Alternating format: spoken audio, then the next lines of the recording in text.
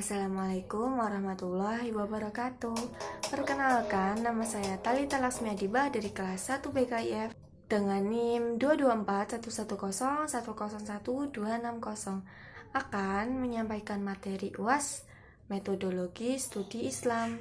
Di sini saya akan menyampaikan materi yang pertama ada definisi studi Islam kawasan dan kemunculannya.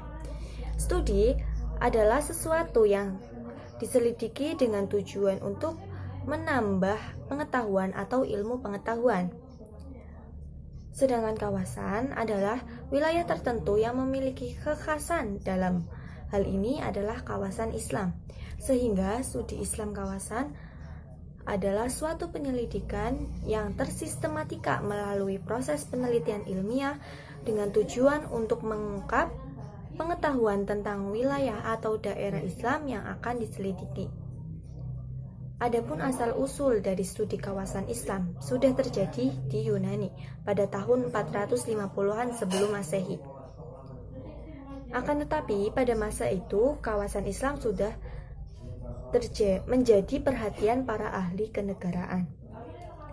Di antara para ahli itu ada Ptomeli, Thucydides, Hecatus, dan Herodotus. Mereka merupakan ahli yang konsen terhadap kajian wilayah yang dikenalnya, baik dalam bentuk cerita asli maupun hasil pengamatan terhadap wilayah yang dikunjunginya.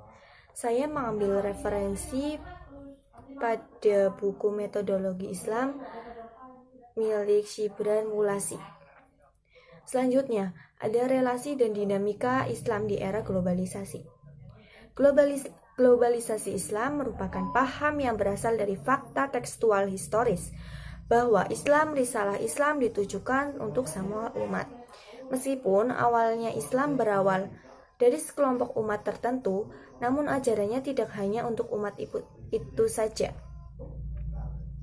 Sehingga Islam bisa membesar dengan tata bahasanya tidak bisa jika hanya dikaitkan dengan bahasa Arab, Turki, Pakistan, dan Malaysia. Ajaran Islam mencakup aspek akidah, syariah, dan akhlak, dan menampakkan perhatiannya yang sangat besar pada persoalan utama kemanusiaan. Ajaran Islam globalisasi juga melahirkan manifestasi berupa modernisme. Menurut KBBI berarti gerakan yang bertujuan menafsirkan kembali doktrin tradisional, menyesuaikan dengan aliran modern dalam filsafat, sejarah, dan ilmu pengetahuan. Modernisme menimbulkan dampak. Yang pertama ada tradisionalis, yang kedua ada modernis, revivalisme, transformatif, puritanisme. Yang ketiga, ada pandangan Islam tentang gender. Di Al-Quran terlihat jelas dalam ajaran Islam tidak dikenal adanya isu gender yang berdampak merugikan perempuan. Islam bahkan menempatkan perempuan pada posisi yang terhormat dan berbagai keistimewaan dan kemuliaan seperti menstruasi, hamil, melahirkan, dan menyusui. Terkadang disamakan dengan tugas memasak, mencuci, mendidik anak, dan tinggal di rumah. Ajaran Islam memberikan perbedaan, bukan pembedaan antara laki-laki dan perempuan. Laki-laki dan perempuan mempunyai posisi yang sama dan sama-sama harus diberdayakan untuk mencapai kualitas khalifah yang sukses dan menjadi hamba Allah yang kuat. Islam senantiasa memberikan perlindungan hak yang sama bagi laki-laki dan perempuan tanpa ada diskriminasi pada jenis kelamin tertentu. Sebab yang membedakan hanyalah iman dan ketakwaan kepada Allah Subhanahu wa taala. Saya mengambil dari buku Metodologi Studi Islam milik Muhammad Arif. Ada peta konsep terkait pemikiran studi Islam interdisipliner menurut Profesor Abdul Basit. Studi Islam interdisipliner adalah pengkajian ilmu dengan menggunakan sudut pandang atau pendekatan. Dalam mengkaji Islam dengan studi interdisipliner haruslah dengan beberapa ilmu yang serumpun atau ilmu yang saling berkaitan. Studi Islam interdisipliner merupakan pengembangan dan Penjabaran dari 3 topik yaitu pendekatan filsafat, sosiologi, dan sejarah yang penekanannya lebih diarahkan pada aspek aplikasinya. Berikut adalah peta konsep pemikiran studi Islam interdisipliner menurut Profesor Abdul Basit. Lalu yang kelima ada definisi paham radikal. Radikalisme berasal dari bahasa Latin radix yang berarti akar, di mana arti akar ini dimaknai dengan berpikir secara mendalam terhadap sesuatu sampai ke akar-akarnya. Radikal juga dapat dipahami sebagai paham atau kepercayaan dengan mengekspresikan keyakinan yang ada untuk membawa perubahan sosial secara ekstrim. Definisi lain mengungkapkan bahwa radikal atau radikalisme adalah prinsip atau pemakaian yang dilaksanakan dengan cara yang radikal. Salah sifat gerakan radikal adalah mempertentangkan secara tajam nilai-nilai yang diusahakan kelompok tertentu dengan aturan nilai yang berlaku dan dilihat sebanding pada saat itu. Saya mengambil sumber dari jurnal Dampak Radikalisme atas Nama Agama bagi Kehidupan Masyarakat secara Luas, Raharjo. Ada indikator atau tanda-tanda terpapar paham radikal. Untuk mengetahui apakah individu di sekitar kita telah terpengaruh paham radikal, berikut adalah ciri-ciri perilaku yang telah terpapar dan tercuci otaknya dengan paham radikal yang tampak dalam aktivitas keseharian.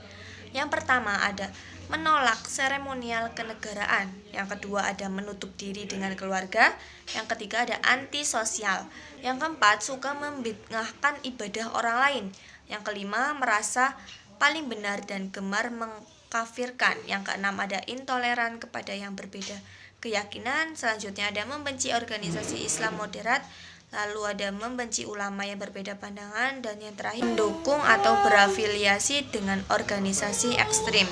Saya mengambil dari jurnal Deteksi Dini Radikalisme, Lembaga Penelitian dan Pengabdian kepada Masyarakat Universitas Jenderal Sudirman milik Rinda Widyaningsih. Selanjutnya ada implikasi radikal terhadap kehidupan beragama dan berbangsa. Radikalisme atas nama agama tidak hanya terjadi pada agama tertentu, tetapi juga pada agama lainnya. Radikalisme dalam agama dapat berwujud sebagai interpretasi keagamaan yang pendorong menganutnya untuk melakukan perubahan. Radikalisme menyebabkan terbentuknya politisasi dalam agama. Politisasi ini untuk melakukan berbagai tindak kekerasan, baik dalam kehidupan sosial antar individu maupun kelompok, sehingga terbentuklah kelompok radikal. Radikalisme menjadi masalah sosial karena paham ini memaksudkan munculnya perubahan pada suatu sistem sosial. Pada umumnya, masyarakat tidak menghendaki kehadiran radikalisme agama.